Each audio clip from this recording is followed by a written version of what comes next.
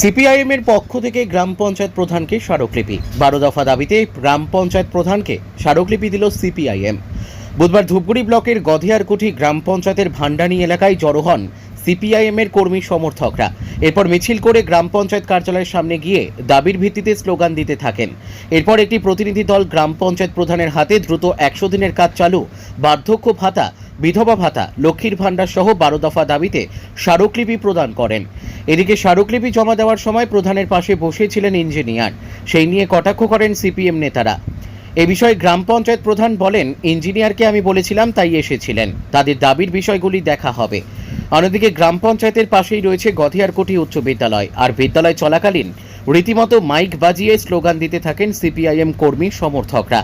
এ বিষয়ে সিপিএম নেতৃত্ব জানান, বিদ্যালয়ের পড়াশোনা যেমন দরকার তেমনি সাধারণ মানুষের জন্য এই স্মারকলিপিটাও দরকার। ব্যুরো রিপোর্ট, আমাদের টিভি। মুখ্য কি বিষয় রয়েছে আপনাদের?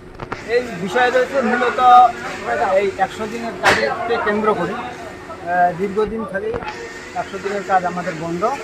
এই কাজটাকে পুনরায় যাতে পুনরুজ্জীবিত বা চালু করা যায়, সাধারণ মানুষের হাতে কিছু কাজ, কিছু অর্থ আসে, তার জন্য আজকে তৎসঙ্গে রয়েছে বিধবা ভাতা, বার্ধক্য ভাতা, বিভিন্ন রকম ভাতার উপর বেশ করে যাতে মানুষরা প্রত্যেক বেনিফিশিয়ারি দ্রুত তার প্রত্যেক মাসের যে ভাতা পায়, তার জন্য আজকে দাম।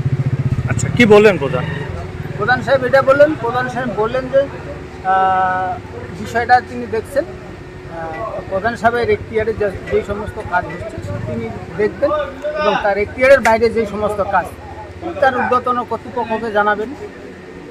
100 দিনের কাজ দ্রুত চালু করার জন্য হাইকোর্টের নির্দেশিকা ইতিমধ্যে জারি হয়েছে, সেই বিষয়টা নিয়ে কি কোনো কিছু বললেন প্রধান সাহেব? 100 দিনের কাজটা নিয়ে সম্পর্কে প্রধান সাহেব বেশি কিছু বললেন না। হ্যাঁ, আমরাই অবহিত করলাম যে গতকাল যেটা হাইকোর্টের রিপোর্ট বেরিয়েছে, ওই রিপোর্টের ফলাফল রেজাল্ট যেটা, সেটা আমরা প্রধান সাহেবকে বললাম। তো প্রধান সাহেব বললেন যে আমিও শুনেছি, সেই অনুযায়ী কেন্দ্রীয় সরকার এবং রাজ্য সরকার উভয়ের নেতৃত্বে কাজটা পুনরায় চালু হবে। প্রধান সাহেব তার আশায় রইলেন। দেখা গেল আপনারা ডেপুটেশন দিচ্ছেন, একটা ডেপুটেশনে কাকে দিলেন? প্রধানকে দিলেন? প্রধান সাহেব দিয়েছে। আচ্ছা, তার পাশে দেখা গেল আরো বেশ কয়েকজনকে, কেন? এটা তো খুব সাধারণ ব্যাপার, এটা শুধু আমাদের এই অঞ্চলে শুধু একজনকে দেখছেন, প্রধানই রাখছে। হ্যাঁ, সেটা একজন কাকে দেখে সমগ্র পশ্চিমবঙ্গের যা চিত্র, একজন ইঞ্জিনিয়ারকে অন্য জায়গায় পুলিশ বা পুলিশ অফিসারকেও দেখতে পাবে। এটা কি থাকা বাঞ্ছনীয়? আপনার কি মনে হয়? গন্ডগোলের সরকার তো গন্ডগোল থাকবেই, এটা স্বচ্ছভাবে থাকার কথা না। মানে একজন ইঞ্জিনিয়ার প্রধানের সাথে বসে আছেন, তার সামনে আপনারা ডেপুটেশন দিচ্ছেন, আপনাদের কীরকম? প্রধান সাহেবের তার ওইটা অকর্মণ্যতা। প্রধান সাহেব নিজে তার সদস্য দিতে পারবেন না, তার দুর্বলতাকে দেখানোর জন্যই তার সহযোগী হিসেবে ইঞ্জিনিয়ার সাহেবকে রেখেছে। স্কুল আচ্ছা, উচিত নয় এটা। স্কুল চলাকালীন আপনারা ডেপুটেশন করছেন মাইকে, এটা কিভাবে? বর্তমান স্কুল যেমন যতটুকু গুরুত্বপূর্ণ, ততটুকু গ্রাম বাংলায় মানুষের যে অর্থনৈতিক হাহাকার, এইটাও মৌলিক চাহিদার মধ্যে এইটাও একটা গুরুত্বপূর্ণ। স্কুল চলাকালীন আমরা দিলাম, স্কুলের মাস্টারাই সরকার খেয়ে নিচ্ছে সরকার। হ্যাঁ, সে জায়গায় মানুষের অর্থনৈতিকের উপর জন্য আমরা তো ঝাঁপিয়ে পড়বই। তার যতটুকু সময় কম পেয়েছি, ততটুকু কম সময়ের মধ্যে ম্যাককে ব্যবহার করা হয়েছে। আপনার নাম ও পরিচয়? আমার নাম মনীন্দ্রনাথ রায়, গধিয়ারকুঠি অঞ্চল সম্পাদক, সারা ভারত কৃষক সম্পাদক। এটা যেটা আজকে ডিভিশন দিল, সেটা হচ্ছে ওদের যে এই 100 দিনের কাজের ভিত্তিতে, তারপর লক্ষ্মীর ভাণ্ডার, ভাতা, এগুলো নিয়ে ওরা আজকে এখানে আমার এখানে আসছে। এগুলো নিয়েই আমি আলোচনা করলাম।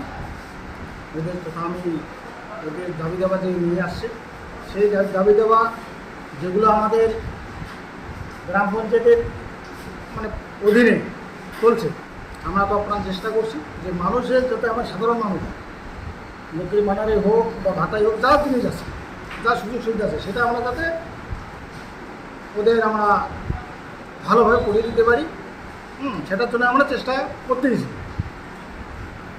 আর ওরা যেটা বলে গেল, যে জিনিসগুলো দাবি রাখলো, সেটা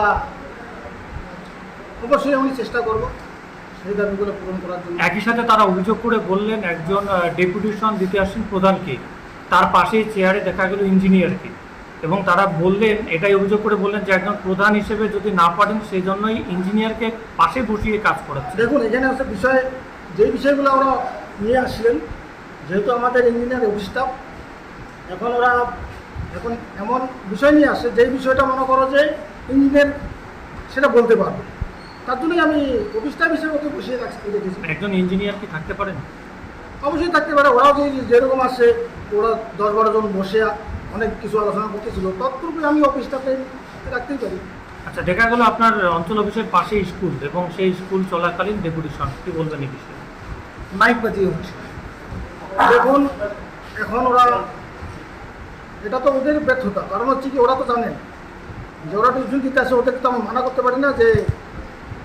পারি না যে আপনারা মাইক নিয়ে আসবেন না, এটা তো বলা তো আমার পক্ষে সম্ভব নয়। কেন ওরা আমার কাছে আসতেছে, এটা কি উচিত, কি মনে এটা করেন? উচিত তো ঠিক নয়, কারণ হচ্ছে কি স্কুলের সময় এই জিনিসটা করানো ওদের ঠিক হয়নি।